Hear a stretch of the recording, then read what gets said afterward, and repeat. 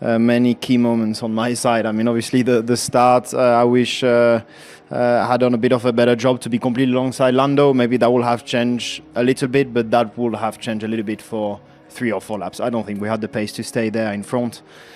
And basically from that turn 1 to the end, it was a very boring race. I was on my own and I was just trying to manage quite a few issues that we had on our side. I mean, let's not call them issues, but we've got to do some management in the situation we're in at the moment. I won't go into the detail, but the lift and coast was a little bit frustrating.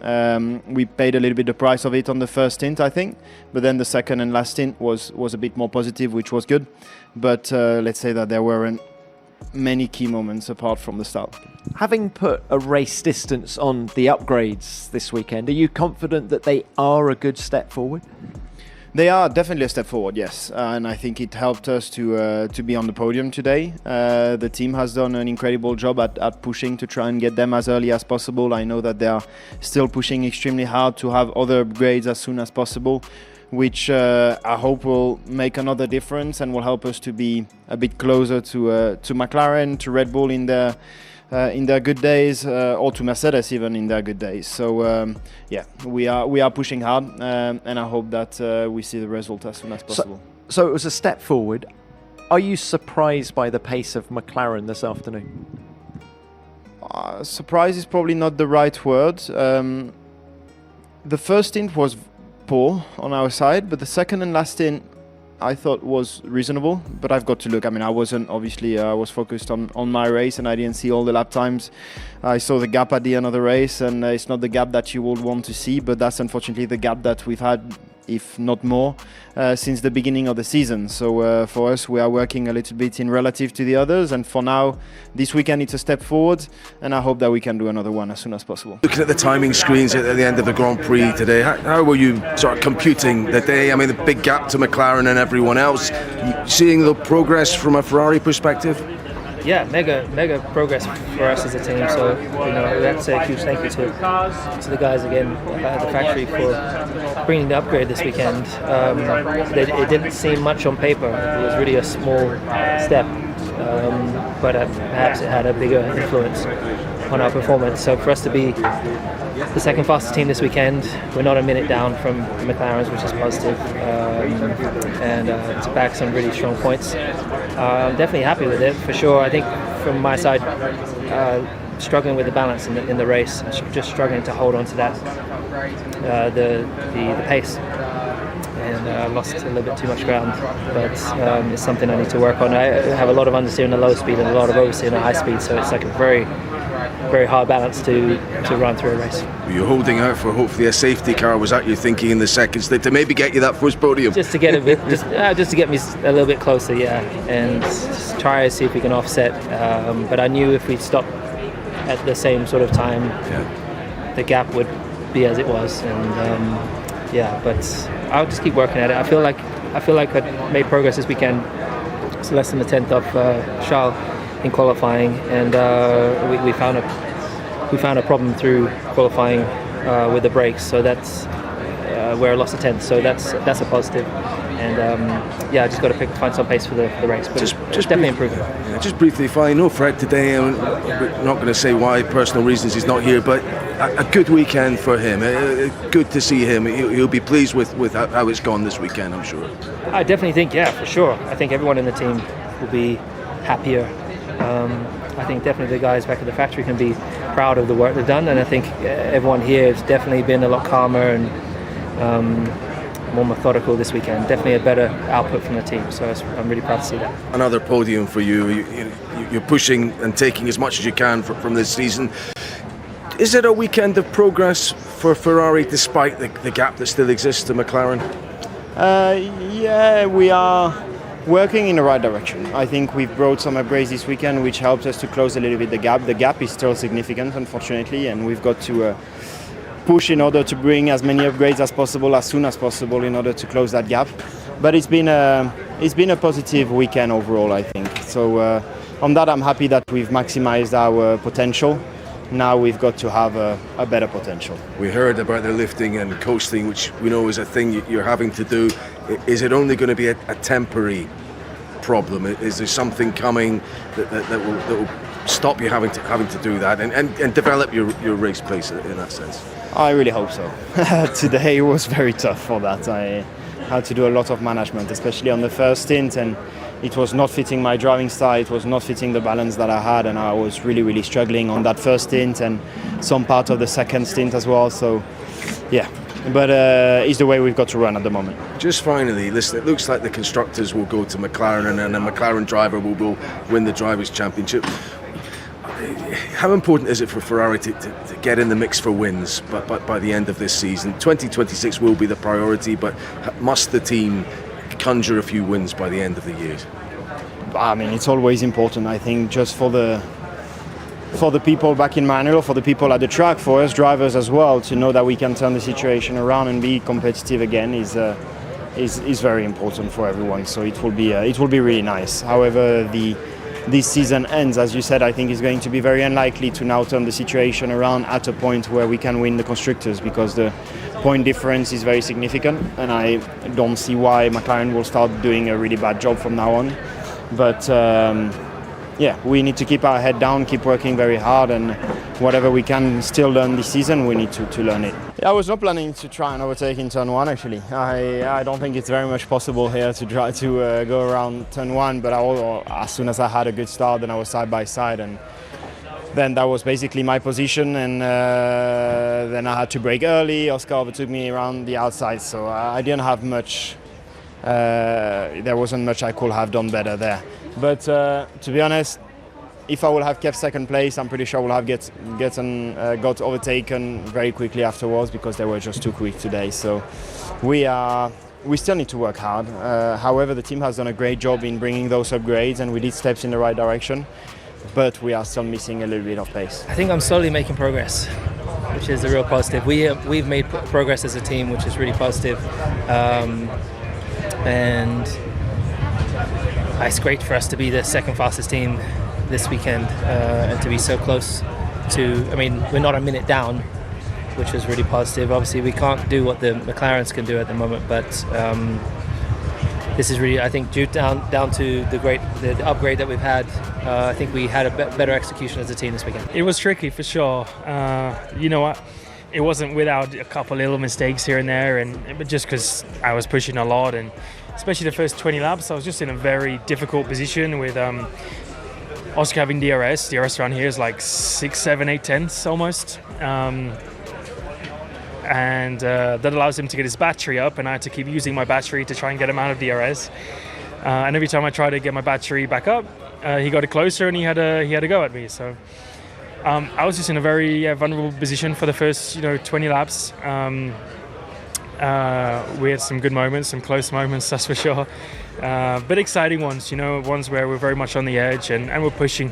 It's never going to be perfect. It's very difficult to ever be perfect, but we had good battles today. It was fair, it was clean, and I think as soon as we got the first pit stop out the way, I felt a bit more under control. I could look after the battery for the first time, and I could get my tyres in a good window, and then I could chill out a little bit. I think I'm still kind of analysing the race a bit, and with hindsight, maybe I could have done a couple of things a bit differently with when I tried to get past, but in the moment you've got to take the opportunity when it comes, and it was a good race. Very happy with the pace I had today.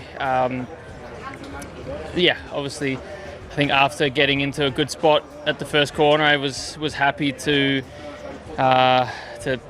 stay in DRS and then try and put up a fight. But after the first stop, I think maybe we did the wrong thing trying to go a bit longer, and I just could never get back. So some things to learn, but an exciting race nonetheless. We know the limitations of our car, and these two last race weekends can't be clearer.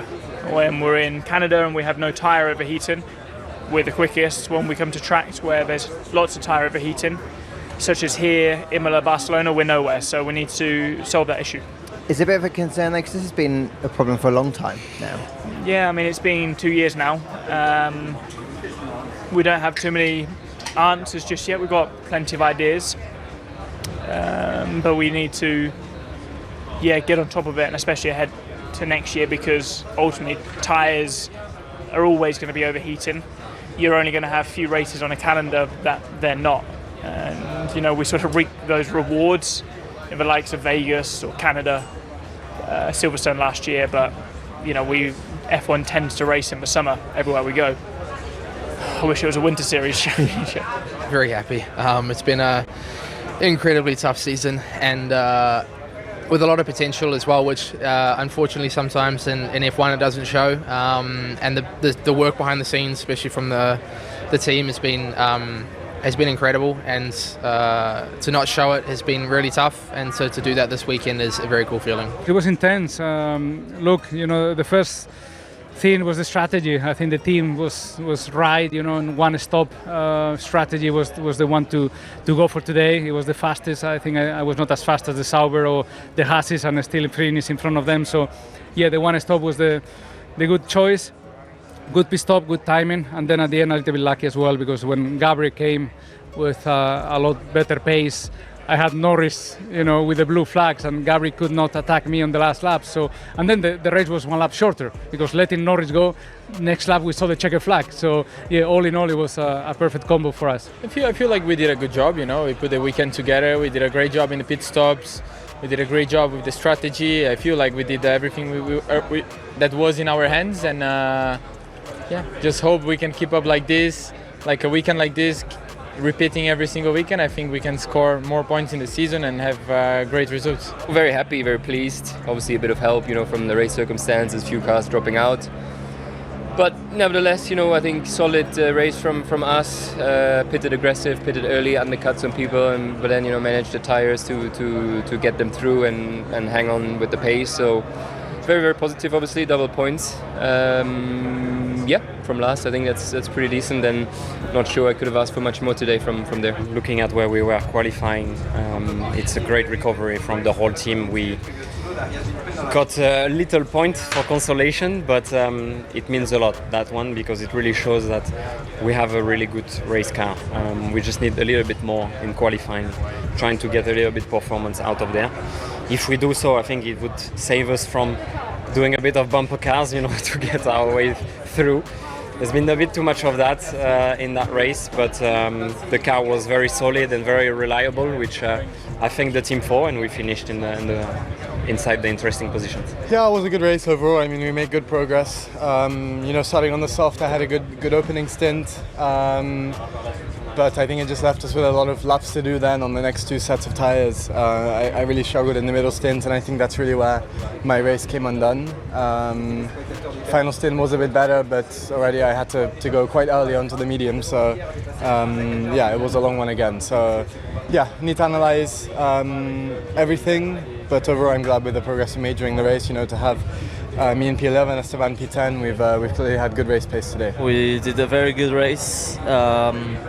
We were comfortably in the points, and 15 laps towards the end of the race we got floor damage.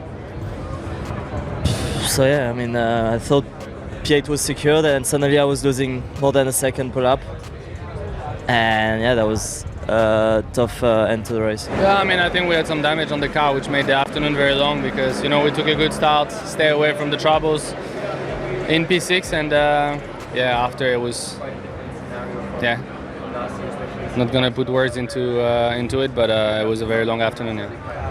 Yeah, just struggled with DEG today. Yeah, so a lot of tire DEG, and just not really, quick out there today. Were you surprised at the amount of DEG, or was that expected, obviously, because of the hot conditions? No, it was hot, so it was always going to be a lot, but yeah, just really suffered out there. We started struggling a lot, and as the race went on, we started to get better and better.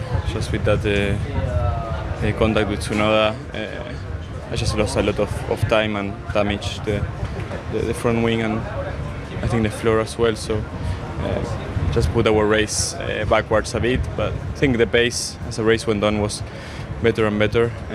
I ended up with good laps, so I think happy with the progression, but yeah, I think just difficult weekend, difficulty for us as a team. But to be honest, the move to Franco was a bit unnecessary. Yeah, I could probably wait one more lap, but that was a pretty damn move for myself. Otherwise, the pace itself was yeah, pretty poor as well. Yeah, not sure what I'm doing wrong, to be honest, but I have to look through it harder. But to be honest, it's really hard to find the reason for now what I'm doing so wrong to drive like this slow. Yeah, I mean, I just got out the car, so I don't know at the moment. It felt inside the cockpit a bit like Canada. We need to review it. I think we seem to be struggling a little bit with. I'm not sure if it's temperature related, but we've had a few DNFs now in a row, so it's a bit annoying, especially when we're in the fight for points. Unlucky, I guess. Yeah, I mean, it's what it is. I mean, I spoke quickly to Kimi also. He came even to the hospitality. I mean, yeah, you know, I think every driver has made a mistake like that. You know, no one does that on purpose as well. So for me, that's not a big deal. I was, I had normal start, and then going up to T3, I was just trying to maintain position. I didn't want to do anything because I knew there was no space in front. But then when I hit the brake, I locked the rear, and I got caught by that. And when I locked the rear, I lost the car. And then I had to first avoid the racing bull. But then I just couldn't stop the car. And unfortunately, I hit Max. And I just feel very sorry towards the team and him, of course. It's racing. It's part of the sport. Also, as an athlete, you always go through luckier times, unluckier times, better times, difficult times. The sport has taught me that this can change very quickly. I just need to keep working hard, keep my head down, and things will change. But as a team, for sure, we need to look at many things, regroup. Ferrari! It's on the podium, man. I told So you. very happy that Leclerc is on the podium. But let's talk about Hamilton for a moment, because he equals his best finish this season. So you would have thought he would be happy with that result, but quite disgruntled on the radio, particularly when it was coming to that second pit stop, saying, guys, why are you pitting me here? Tyres are okay, I'm good, I've got the pace. Do I have to come in? He did actually come in, but what was going on there? Was he kind of disagreeing with the strategy? Did he want to stay out? He wanted something different from the strategy. We need to understand also the perspective of the driver. At that time, he was fourth, behind Leclerc, maybe slightly slower than him, maybe 1/10 per lap. Leclerc was pulling away slowly. He wanted something different. But if you change the perspective and you go on the team perspective, they are third and fourth. Leclerc was a bit better in quali, was slightly better in the race. He had a good start. Come on, there's no way to try something different. Anyway, was a good race from Hamilton, but being beaten by the teammate once again, probably for him was too much and he wanted something different. This season, Ferrari came to the Red Bull Ring with something measurable. The upgraded floor had gone through simulations, but this was its first complete weekend under actual race conditions. Notably, Charles Leclerc qualified P2 and finished on the podium, and Lewis Hamilton crossed the line P4. The paddock says it was neither a lucky result nor an inheritance through attrition. It was just the car finally performed cleanly and consistently. To the surprise of many, Red Bull didn't finish the opening lap. Verstappen was out after a collision with Mercedes rookie Kimi Antonelli, while Tsunoda finished last. McLaren walked away with another 1-2, but the weekend was defined by Ferrari's confirmation that their development is finally going in the right direction. Ferrari's upgrade focused on fixing ride height sensitivity. In previous rounds, the car lost rear-end stability over bumps and struggled for traction in medium-speed corners. However, in Austria, the new floor helped correct that. Grip levels noticeably improved through turns 3 and 6, and tyre degradation patterns were way more predictable. Hence, the team could extend stints without compromising performance. Leclerc was incredibly consistent across all 3 runs. In fact, his final stint showed some of his cleanest laps of the year. Hamilton, running a similar setup, stayed within 2 seconds of his teammate for most of the race. Also, there were no extreme balance changes or performance drop-offs late into the race window. Post-race, Leclerc said that the strategy was useful. Hamilton also admitted that the car was more balanced than anything he had driven so far this year. Historically, the Red Bull Ring has mostly punished Ferrari for traction issues and tyre management. However, this year, on the same track, the red cap held position by merit. Undeniably, the constructors' standings now show that progress as Ferrari sits second, ahead of Mercedes and clear of Red Bull. Moving on to Red Bull's performance, Max Verstappen's race surprisingly ended at turn 3. He attempted to overtake Antonelli on the inside, but the Mercedes moved too late. Consequently, an incident of way too immediate contact took place, and Verstappen was out before the end of the first lap. With this unfortunate event, he marked his first retirement of the season. Needless to say, the incident left Red Bull without a frontrunner. Tsunoda carried the rest of the race but finished last. He picked up a 10-second penalty and struggled with car balance throughout the afternoon. After the race, he said the RB21 was difficult to handle. That said, the car probably failed to respond to setup changes made after qualifying. Disheartened, Red Bull left Austria with 0 points. Notably, it was also the first weekend this year where they failed to finish inside the top 10. Now coming to McLaren, Lando Norris won from pole, and Oscar Piastri followed him home. The team didn't face any strategic threats from outside. Both cars ran the race exactly as planned. They managed the tyres, covered the undercut, and avoided overextending any stint. Piastri's lead in the Drivers' Championship is now 15 points, but Norris is closing quickly. McLaren's consistency continues to separate them. Their lap times held steady after lap 40. The car responded pretty well across all compounds, and neither driver reported performance issues. Unlike Ferrari, which needed to validate a new part, McLaren entered the weekend with a known baseline and executed it without disruption. The team now leads both championships and remains the only outfit to score double podiums in 3 consecutive rounds. Mercedes' George Russell finished 5th. Granted, his pace early in the race looked promising, but he couldn't match Hamilton over the long runs. The Silver Arrows stepped into the weekend without any new components. While their base setup worked in clear air, it lacked bite in traffic. The car lost time during mid-race undercuts and eventually gave away position. Toto Wolff accepted the result, but expressed his concern over the lack of development. Since Red Bull had slipped, Mercedes had a golden chance to reclaim ground, but the car's inconsistency in braking zones held it back. Liam Lawson had the cleanest midfield run of the day. He finished 6th and made his passes without relying on DRS. His moves on Gasly and Hülkenberg between laps 25 and 35 came from better exit speed and tighter racing lines. His performance helped Racing Bulls move ahead of Sauber in the team standings. On the other hand, Gabriel Bortoleto scored his first points in Formula One.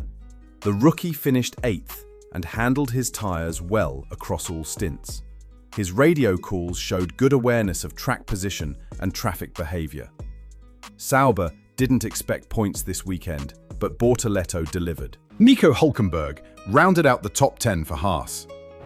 He spent most of the race defending rather than attacking, but held his ground after lap 1 reshuffling. Alpine and Williams failed to score. Both cars suffered in Sector 2 and lacked rear grip under acceleration.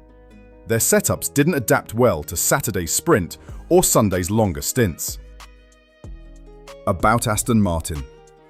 Fernando Alonso brought the team home in 7th. The team ran a long first stint and capitalised on cleaner air in the second half. It wasn't a standout race, but it was efficient. Alonso overtook 2 cars in the final 10 laps and preserved tyre life better than those around him. Overall, Ferrari is moving closer. The new floor worked across conditions and delivered both pace and control, and the drivers responded precisely. The team finally gained 10 points on Mercedes. According to analysts, this was their most complete race of the year. Will the Scuderia camp be back to glory soon? Drop your thoughts in the comments and stay tuned. Subscribe if you haven't already, because we are going to keep a closer eye on Ferrari, and you won't like to miss those exciting updates.